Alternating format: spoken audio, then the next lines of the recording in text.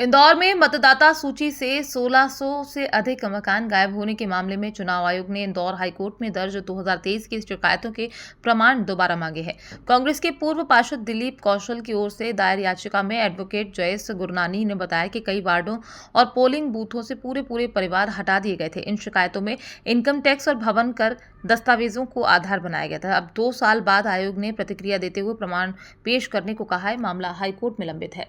जब विधानसभा चुनाव मध्य प्रदेश में होने वाले थे और मतदाता सूची का कार्य जो था वह प्रगतिशील था, उस समय एक शिकायत जो है वह पूर्व पार्षद दिलीप कौशल द्वारा की गई थी।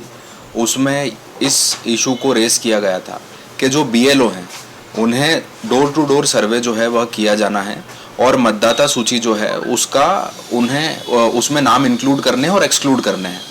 परंतु BLO द्वारा डोर टू डोर सर्वे नहीं किया जा रहा था और इसका प्रमाण यह इस रूप में प्रस्तुत किया था कि जिन लोगों ने प्रॉपर्टी टैक्स भरा है उस मकान नंबर से भरा है और उनका नाम और वो मकान नंबर मतदाता सूची में इंक्लूड नहीं था। तो जो व्यक्ति प्रॉपर्टी टैक्स भर रहा है, जिसका वहाँ पर मकान है, आखिर उस मकान से कोई भी व्यक्ति का नाम इलेक्टोरल रूल्स में क्यों नहीं है, इस प्रकार की शिकायत करी थी। और उसमें ये इशू उठाया था कि चूंकि door to door survey proper नहीं हो रहा है, BLO अपना कार्य जो है वह नियम अनुसार नहीं कर रहे हैं, इसके कारण जो मतदाता सूची है उसका जो वास्तविक स्वरूप है वह खंडित हो रहा है। इंदौर की जितनी भी विधानसभाएं हैं उनके संबंध में शिकायत की गई थी, क्योंकि BLO जो है वह डिस्ट्रिक्ट इलेक्शन ऑफिसर द्वारा पूरे इंदौर शहर के लिए बनाए गए थे। और जब यह देखा गया तो एक पर्टिकुलर बूथ के हिसाब से जब हमने जांच करी तो पता चला कि हर बूथ पर इस प्रकार की अनियमितता हुई है।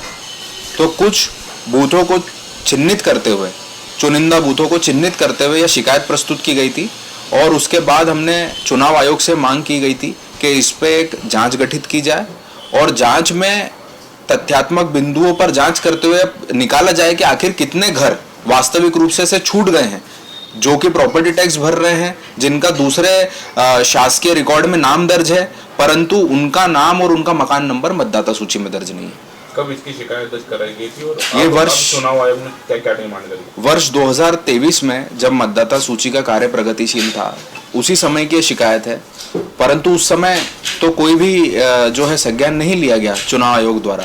जब चुनाव खत्म हो गए, समाप्त हो गए और जो है भारतीय जनता पार्टी जो है उसकी सरकार बन गई, उसके पश्चात जब अब ये राष्ट्रीय स्तर का मुद्दा बन गया है और लगातार जो है वोटर लिस्ट को लेकर के कई सवाल खड़े किए जा रहे हैं, तो उसके बाद चुनाव आयोग जो है वह एक्टिव हुआ है और अब उन्होंने जांच इस पर शुरू की है।